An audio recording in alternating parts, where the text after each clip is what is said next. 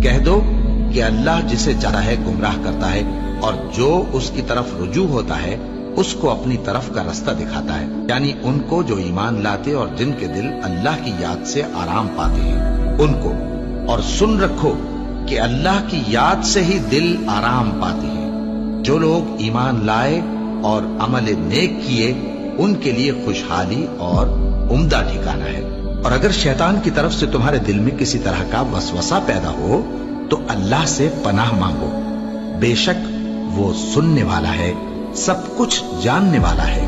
جو لوگ پرہیزگار ہیں جب ان کو شیطان کی طرف سے کوئی وسوسہ پیدا ہوتا ہے تو چونک پڑتے ہیں اور دل کی آنکھیں کھول کر دیکھنے لگتے ہیں، اور جب قرآن پڑھا جائے تو توجہ سے سنا کرو اور خاموش رہا کرو تاکہ تم پر رحم کیا جائے، اور اپنے پروردگار کو دل ہی دل میں عاجزی اور خوف سے اور پست آواز سے صبح و شام یاد کرتے رہو، اور دیکھنا غافل نہ ہونا۔ پھر جب تم یہ نماز تمام کر چکو تو کھڑے اور بیٹھے اور لیٹے ہر حالت میں اللہ کو یاد کرو۔ پھر جب تم مطمئن ہو جاؤ تو پورے آداب کے ساتھ نماز پڑھو۔ بے شک نماز کا مومنوں پر اوقات مقررہ میں ادا کرنا فرض ہے۔ مسلمانوں، نجات نہ تو تمہاری آرزوؤں پر ہے اور نہ اہل کتاب کی آرزوؤں پر۔ جو شخص برائی کرے گا اسے اسی طرح کا بدلہ دیا جائے گا، اور وہ اللہ کے سوا نہ کسی کو حمایتی پائے گا اور نہ مددگار۔ اور جو کوئی رحمان کی یاد سے آنکھیں بند کر لے یعنی تغافل کرے، ہم اس پر ایک شیطان مقرر کر دیتے ہیں تو وہ اس کا ساتھی ہو جاتا ہے، اور یہ شیطان ان کو رستے سے روکتے رہتے ہیں اور وہ سمجھتے ہیں کہ وہ سیدھے رستے پر ہیں، یہاں تک کہ جب وہ ہمارے پاس آئے گا تو اس شیطان سے کہے گا کہ اے کاش مجھ میں اور تجھ میں مشرق و مغرب کا فاصلہ ہوتا، تو برا ساتھی ہے۔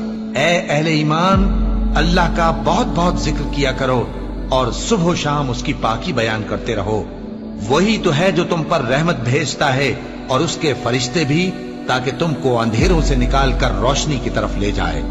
اور اللہ مومنوں پر مہربان ہے۔ اور صبح و شام اپنے پروردگار کا نام لیتے رہو، اور رات کو بڑی دیر تک اس کے آگے سجدے کرو اور اس کی پاکی بیان کرتے رہو۔ اے نبی، یہ کتاب جو تمہاری طرف وحی کی گئی ہے اس کو پڑھا کرو اور نماز کے پابند رہو۔